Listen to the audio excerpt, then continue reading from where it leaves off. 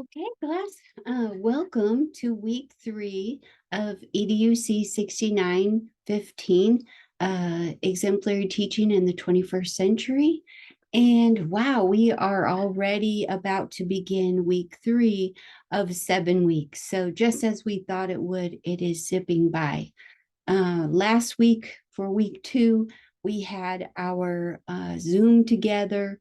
During week 1, we were getting oriented and trying to get ourselves situated with our discussion board.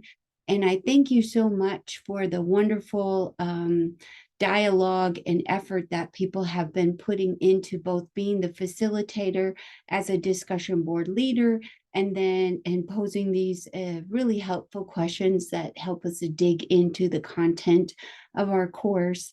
And then for the way that scholar educators have been coming back to the discussion board throughout the week to engage with the developing understandings that we have been producing together in our discussion board.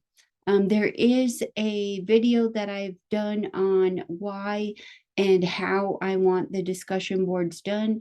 And I'm very particular about that because we are an asynchronous class online. And so if we were together and meeting regularly in person, we would be able to have a lot of those benefits of being able to look each other in the eye and just benefit from each other's presence and experiences more directly. So the discussion board has its limitations, and yet it serves, I think, a very helpful purpose for us to be able to learn together and with and from each other. So thank you for that. For week 3, we're already at the midpoint of our term. So it does just zip by and it gets worse from here on out. I hate to be kind of the bearer of bad news as we start week 3, but it does just take up increasing speed as we head towards the end of week 7. Okay, so let me just share my screen with you so that I can go with you in terms of I'd like to share with you some of my thoughts about what to look for, what to do this week as we get started on week 3. Because as I mentioned, it goes really, really fast from here. We have 1 and 2 to kind of orient ourselves, and then from week 3 on, it's just a bus toward the end. So I want to be here to support you in any way that I can. And as I mentioned on our Zoom last Wednesday, we can have more Zooms. We have 2 required. We can have optional ones as well. So keep that in mind. Okay, so I'm on our course page and I'm going to modules. And let me just try to see if I can give you some helpful hints as we go through, as we try to make week 3 as productive as possible. Okay, so as you know from clicking around in our course, we have lots of resources available to you, many more than we're able to go through together. So you've already gone through these. Start here, welcome to our course. Links for the 2 overviews of each section of the final project and plan. Pay close attention to the academic writing for graduate level essential tips. I will point that out again and again and again. This is what was drilled into my head as well when I was a doctoral student. So I think, this may be helpful to you as you're in your master's degree. It will help you with whatever further education you have, no matter where you are in your master's program. If you go on and do a doctorate or whatever, you continue on other classes, professional writing, you always want to make sure that your writing is in the format of tell me, show me, so what. So I explain that and go over that with you here.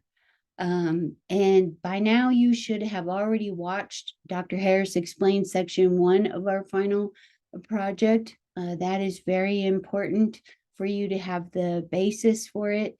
And then we're going to be shifting after week 3, week 4, we're really shifting into section 2 and then section 3. So make sure that you go over those very carefully. Okay, so in week 1, we were looking at the opportunity gap and really trying to define what are the different components of exemplary teaching, and how does that relate to equity. Okay, so we introduced our frameworks, and then last week we were digging further into equity because we were talking more about the opportunity gap and the equity argument for recreating public schools. That was part of public schools' initial impulses anyway. Okay, and so now week 3, we have the opportunity gap, equity, and culture. So you might think that, wow, we are spending a lot of time on equity, and there's a reason for that. As I think you started to see in our first Zoom last week for week 2, and even if you've been paying attention to the national and to the state and local news, there's a lot of conversation going on where there's a lot of misinformation and misunderstanding about the concepts of equality and equity. And so that is the foundation of exemplary teaching in the 21st century. So that's why there's 3 full weeks of what is equity from all these different dimensions. Okay, so equity and equality are different. And so if you think back to what you know about the 1950s and the 1960s in the United States, and particularly the Black Civil Rights Movement with Dr. King and Fannie Lou Hamer and Ida B. Wells and a lot of these very famous advocates for freedom, they would walk around saying freedom now. They did not say equality now. They said freedom now. And there was a reason for that. The reason was they already knew that they were equal. Okay, so that has not been a push when you think about red power, yellow power, black power, any kind of these, freedom-centered, equity-focused movements. Nobody walked around and said equality because they already knew that they were equal. Okay, and so in our society and in Western civilization, the notion of equality means that we are all have equal value. Okay, we're all equally valued as human beings. And so these communities, red power, black power, yellow power, brown power, so on, everybody already knew that they were equal. And so it was only the dominant mainstream which was having trouble with thinking about all other human beings as fully human. There was even in the Constitution, the notion of savage is actually in the Constitution. The word is right there. So savage meant subhuman.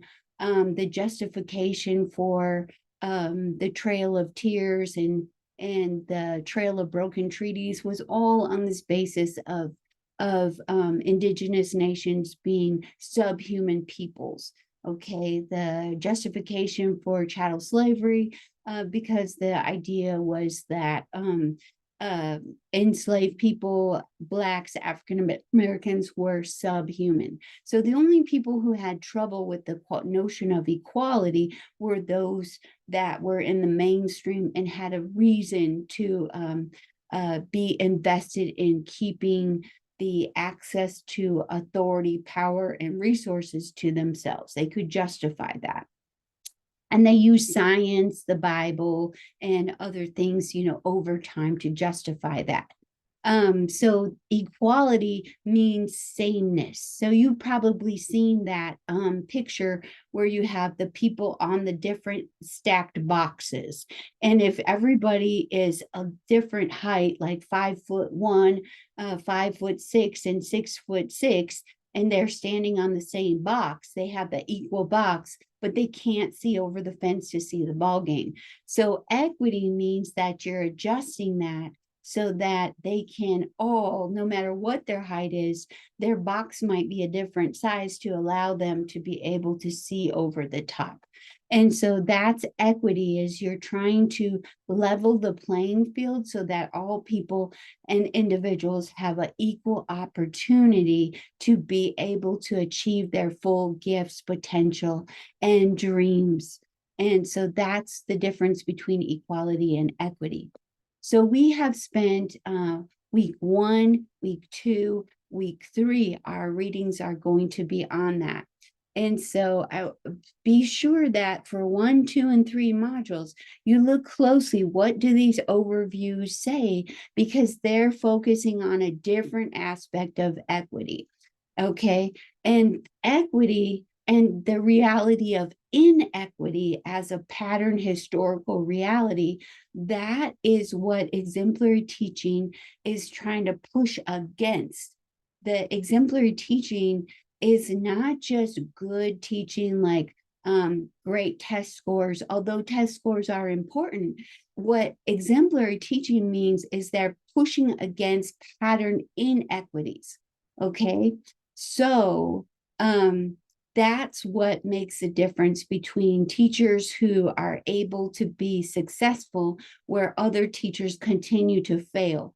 And we continue to see, even today, we continue to see leaking educational pipelines where kindergartners, first graders start out in different groups equally excited, and then we start losing them the further up into K-12 that they go, so that by the time we reach 8th grade, we're missing, we lose whole groups of students, big portions of them.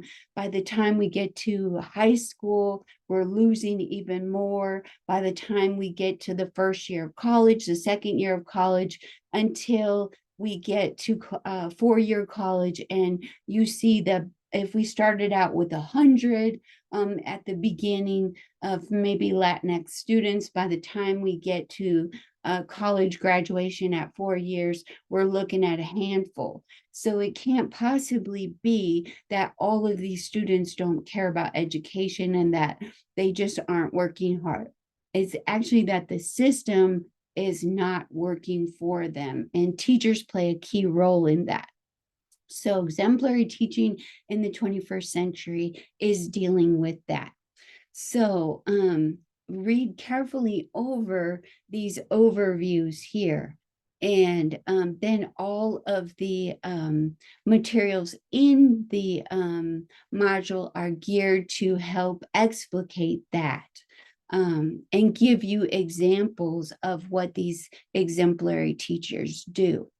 Okay, so let me just go back to the outside of this module here for module 3 and point out that here is that academic writing for graduate level work essential tips.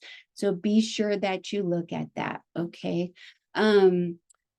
We have this week due on March 26th, I believe it is. We have our first draft of our first part of our final project due. And I am so excited and so happy to see that I have already seen some drafts turned in, and they have been very, very strong. That's very encouraging. So a draft does not have to be your final product, of course, but it should be as good as you feel that you can push it to get some feedback and then be able to go back to it. So the ones that I have seen so far are quite strong. Good readers maps. They start out with a strong thesis statement. They have good flow, good transitions. So just as I'm thinking about, what would be some key points to remember as you get ready to turn in your first draft. Don't be nervous because you cannot go wrong, right? It's a draft. So you're going to get your full credit for it. You just have to turn something in. The more that you do, the better that it is, the less you have to do on the other end of it. So here's a couple key things to think about for this first draft. We have 3 modules that are digging deeply into equity and inequity and the role of public schooling in that process within society. Schools are a key instrument, a key social venue in society that are meant to equal the playing field. But unfortunately, schools have never realized their real intent of being this great equalizer as they were imagined to be.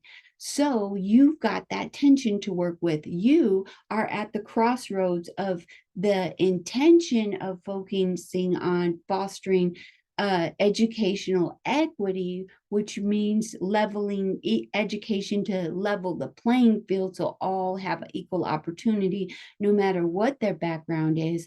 And the reality that schools have done exactly the opposite historically. They have reinforced the existing inequities that are seen in larger society. So schools have been a primary tool in US society in maintaining and furthering to the next generation these inequities that you see in larger society. So schools are a microcosm of larger society.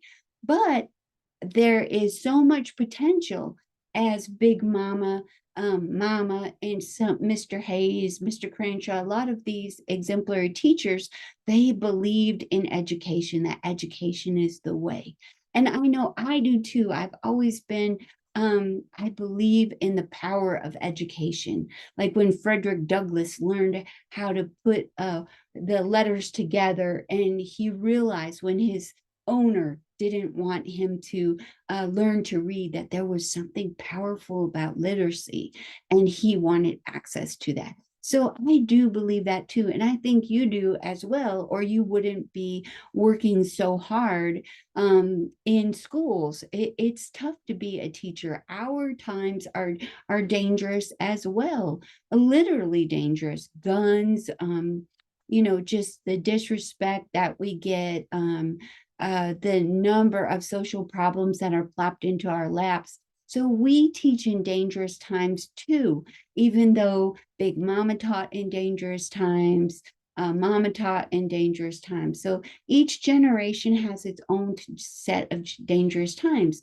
So that's the main emphasis when you're talking about exemplary teaching in the 21st century. We're talking about this newish iteration of teachers who are working against the grain, who are fighting against inequities, and they are fostering the power of education despite all the dangers and with few resources and with little public support and pay and so on, all the conditions that we're expected to create all these miracles from. So in your first draft, I really, really, really, really will be looking for, are you looking at, I should see this book just throughout your whole first section. This is a powerful book. And so I chose it for that reason. If I saw you use nothing else, this would be what I'm looking for key. So I feel like this one does equity-centered, trauma-informed education. And that's what it captures even in the title so well. Equity-centered, so schools should be equity centered. They have that beautiful potential to unlock the power of literacy and learning, right? So equity centered, they were always intended that way. Horace Mann talked about the great equalizer. That was always the intent. And then trauma informed. Schools have historically been places of trauma and transgenerational trauma. You think about the residential schooling that indigenous nations had to go through. You think about the trauma of having your language taken away if you were a primary Spanish speaker. There's just so many examples of that. If you were poor, women, and you know that just this month in March, Miss Judy Human, she's known as the big advocate for the disability movement. She just recently passed away, but she was someone who spent most of her life, all of her life, um, in a wheelchair. And so she had polio as a baby. And then she wanted to go to school, and she was told that she was a fire hazard. Literally, she was a fire hazard for the other children, and she couldn't go to school. So she pushes against that. Her mother pushes against that. Eventually, Miss Judy becomes a school teacher, and she is advocating for these people who have not had access to being allowed to come to school. So think about how recent that is. So school has been so traumatizing for so many groups of people, hence they leave. The educational pipeline is that they're being pushed out for one thing, and then the doors being held open for them to go out as well. And even the idea that we don't have enough desks and seats for all learners at the beginning of a semester shows you that we expect that a lot of students are going to not be there all semester. So the idea that we will lose a whole bunch of students is very traumatizing for the people who that they are consistently kept out. So I should see this book all over your first draft of the first part of your plan. Okay, so this, you should have APA format where you're looking at where you're drawing the resources from our modules in there, and you're really developing that out. And so you're going to be talking about inequity in the sense that that's what exemplary teachers are pushing against.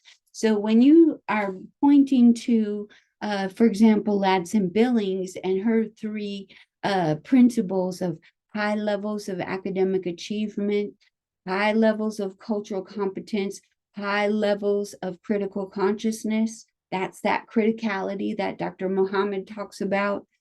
It's not just that they're pushing for high test scores, it's that they know that these learners are not expected to do well. You know, Latinos don't care about education. Indigenous learners just, they don't, quote, have models of caring about education at home. That kind of deficit talk is what exemplary teachers have historically worked against. So they push their students, the river of social opinion about these learners is against the learners, and these teachers go the other way. And so they say, I know you can reach high levels of academic achievement. And then they organize their classroom to foster that. At the same time, they foster the high levels of cultural competency, because not only they are culturally competent as educators, but then they help their students to be able to do that as well. So think about Mr. Frank Finnegar. We read his story last week where he was working with Matthew. He was a very good intentioned teacher at first before he met Matthew's dad, but then he shifts into learning how to be a dream keeper because he is able to listen to Matthew's dad and help Matthew to walk in both worlds. So Matthew's not only able to achieve academically, he's able to do so without stripping himself of his identity, like the butterfly girl. Okay, so both in the butterfly girl story and in Matthew's story with Mr. Frank Finnegar, the teacher, In Matthew's case, Matthew's teacher develops a critical consciousness where we don't know if the butterfly girl teacher, if she ever did. She, in the story, as the story ends, she did not. Because remember, the grandfather had to say, well, your teacher, she buy her cabbages at the grocery store. The teacher had no idea about the relations of farming and the knowledge that the students and the community had. And so she was devaluing it. That teacher was devaluing the students' knowledge and the community knowledge and background. So that's that third element, that so what piece, that critical consciousness. In Matthew's story, Mr. Frank Vinegar, and that's a true story. He wrote that himself about his own experiences. So at first, he was following the path of the first teacher, the butterfly girl's teacher. He didn't know. He was trying to make Matthew into his own image. And so he was trying to push for high levels of academic achievement, but he didn't know how to walk in two worlds, and therefore he didn't know how to push Matthew to. And so he surely did not know about critical consciousness, that third critical component. So then he's smart enough and acute enough to listen to Matthew's father, and he starts understanding what it means to walk in both worlds and to be aware that Matthew's world is not the high status world, but it's a valuable world, and Matthew can be himself, and his knowledge, it didn't come from rocks out of the mountains or scroll seas out of the ocean that said that Matthew's knowledge doesn't matter and the teacher's knowledge does matter. Right, groups of people decide that over time, and that's arbitrary, but there's real consequences to that. And so Matthew's teacher picked up on that and understood that. So that's what I'm going to be looking for as I look through the first draft of your final projects that are due this weekend. I'm going to be looking for, how do you establish that issue of equity and inequity as the foundation that exemplary teachers are working with and against. They're working toward equity and they're working against the historical patterns of inequity. How do you explain that? How do you look at those three principles? And it's really key that you are able to explain how it is that these teachers are being successful, even when and where other teachers continue to fail. So this isn't about, being rude with other teachers. What it is saying is that there is a pattern. We cannot be blind to it. When we look at schools and we still see graduation rates, we still see harsh disciplinary rates, we see all these disparities that are based on primary language, racial background, ethnic background, socioeconomic class. If I know your zip code, I can pretty much guess your level of academic achievement. Not because people who live in a higher socioeconomic area and therefore zip code are smarter, but because their background and access to outside resources tend to match the schools more closely, not that they're smarter. So how do we work it so that every teacher in every classroom provides an equitable opportunity, even for those students who have historically been underserved? That's what I'm going to be looking for. And this textbook is what I'm going to be looking for you to show that you really know frontwards and backwards what this is about. Okay, so when you're writing, always keep in mind, tell me, show me, so what? Okay, so as I read as I read through, I'm going to be looking for that. If you just have one paragraph in a section, it's probably you told me, but you didn't show me and you didn't explain why it was important. Okay, so make sure that your paragraphs are clear. Go back through and make sure you have paragraphs. I see a lot of paragraphs that are 3 paragraphs put into one big one. So each paragraph should have a topic sentence and be developed out, and each section should have more than one paragraph. Okay, so it's okay if you don't have all of that kind of finessing this first draft. It is a draft, and so, but just keep that in mind as you're writing, that it's tell me, show me, so what? That's the formatting of how you do academic writing. Put in the literature. When you make a statement like education has not served all students well historically, then put your quotes in APA format and give some literature that explains that you have evidence for that. Okay. So I am looking forward to seeing your drafts, and I will get them turned around just as quickly as I can so that you have time to keep working on not only finessing this first part, but then also getting started on the second part of our final project. And just as our first part is really going to work on draw from this one, the next part 2, is really going to draw from this text here, or this little differentiated learning, and then the Socorro Herrera textbook. I'm not seeing it close to my fingerprints tips, but you know which one that is.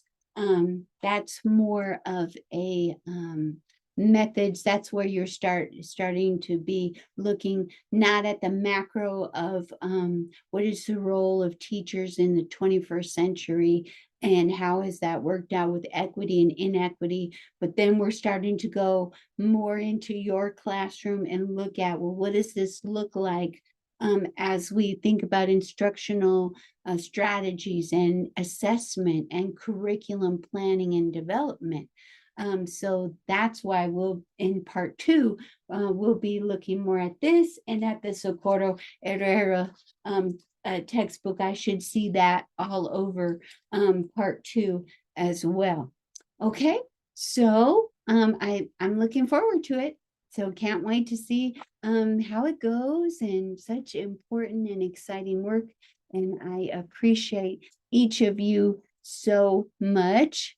And let me see if I can get my my cursor to go over to my other screen so that I can turn off this recording.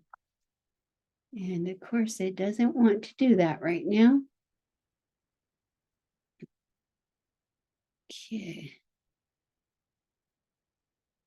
All right, let me see. I'll keep trying here. So aggravating when you stop sharing and then stop